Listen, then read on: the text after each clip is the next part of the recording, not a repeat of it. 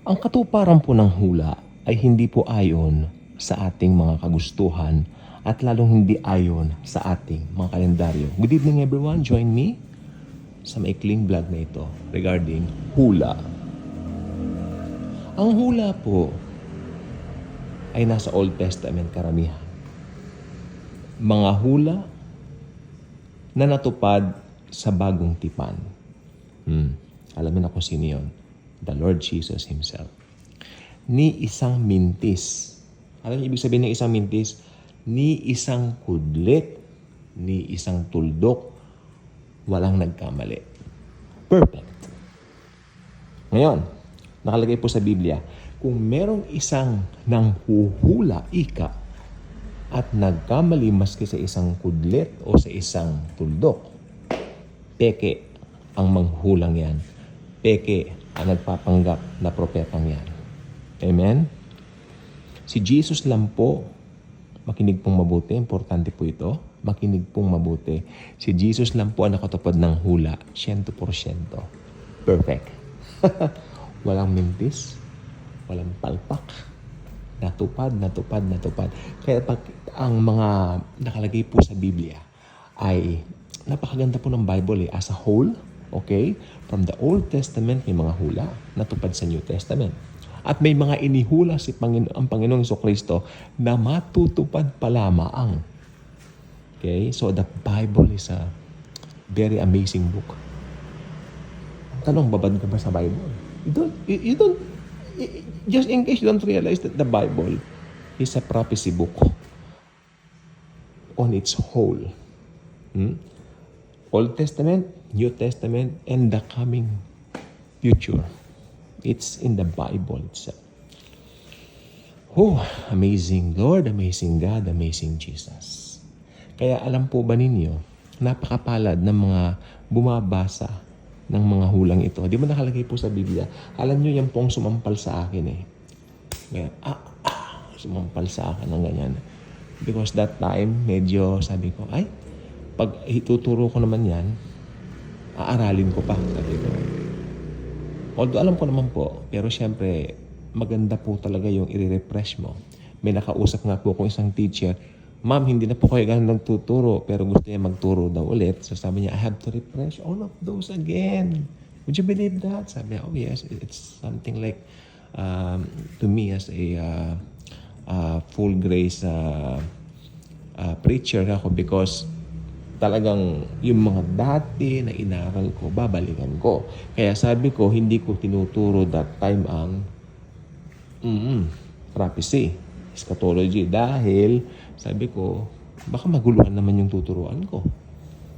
Di ba? Baka imbis na magkasundo-sundo, magkaaya. Ayun ang paniwala ko dati. Pero nung nabasa ko yung mapalad ang mga bumabasa ng hula ng di ba? Mapalad pala tayo. Tayong mga mahilig sa mga rapture, sa mga salita, mapalad kayo. Di ba? Minsan, alam nyo, nakakalungkot. Maraming Kristiyano, tinutuya na yung mga mahilig sa ganito, yung mga eschatology. Tinutuya eh. Ang nanunuya pa, Kristiyano pa. Kasi yung mga Kristiyano nga, nakapokus sa program sa churches nila, sa mga institutional churches. Puro program, puro chismisan. Kunwari may mga mentoring, kunwari may mga Bible studies. Hindi ko nila lahat pero pinanggalingan ko, alam kong sinasabi ko. Imbis na umuwi ako ng blessed, umuwi ako ng stress. Okay? Umuwi ako ng mabigat ang loob ko dahil hindi naman ako napagpala eh. Kaya nagdesisyon ako umalis doon. Alam po ba niyo nung umalis ako doon sa institutional church na sinilihan ko dati? Bumulong ang Lord sa akin, anak, sana matagal mo nang ginawa. O, di ba, bongga? Pero alam niyo na, ganun pa man, meron tayong mga purpose, bakit natagalan? Okay, para meron akong maibahagi sa inyo rito, doon sa mga nakita kong hindi maganda sa ganung mga system. Mga sistema, puro programs, puro pogi points na, puro sila nang natatakas, hindi na si Jesucristo, puro, parang it's showtime na ang dating, parang ganun. Di ba? For me, hindi ako ganun. Mas okay pa rin ako doon sa mga simple lang, no? Kasi the more na simple, the more na Jesus conscious ka. Okay, mabalik po tayo. Kaya mapalad tayo Hindi po sila nagtuturo ng prophecy from purpose, parang gusto ko sabihin. No, they don't always, walang natatakil, walang natatalakay regarding prophecy. So, yan po gusto ko sabihin. Dahil focus sila dito sa world. Di ba? Yan po ibig ko sabihin. Yung programs dito, ganyan. At saka, may isa pang pastor doon na nag-preach. Iba ang kanyang paniwala. Pabuti raw ng pabuti ang mundo. Hindi raw magra-rapture. What? Okay ka lang? Sa pastor from Cavite, naiimbitahan dyan sa dito sa Manila. Pero, okay lang. Ayaw nila mag-rapture siguro kasi mayaman sila dito sa lupa. Kahabag-habag. Pero kung save naman sila, save sila pero nakakahiya sa Panginoon, hindi po ba? Hindi nila inaral ang Biblia na mabuti.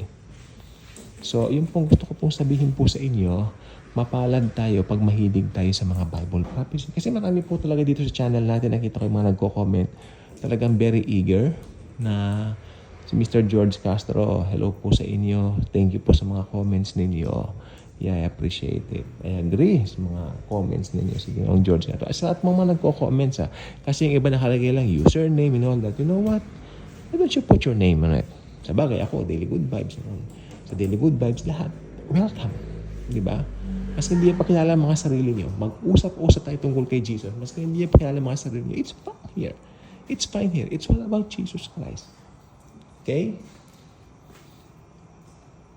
May mga dahilan po tayong lahat bakit hindi natin pinapakilala ang mga sarili natin. Igalang po natin yan. Dito sa atin, si Jesus lang ang ipakilala natin sa isa't isa. So, ayan. So, mapalad tayo pag mahilig tayo sa mga prophecy. Matutupad lahat ng mga Bible prophecy. Hula. Di ba? Lahat ng mga hinula ng Old Testament na natupad sa Panginoong Jesucristo. Grabing pagkatupad. At ang maganda po nito, meron pa po tayong mga hinihintay na matutupad. Okay? So, yun lang po. Bye-bye.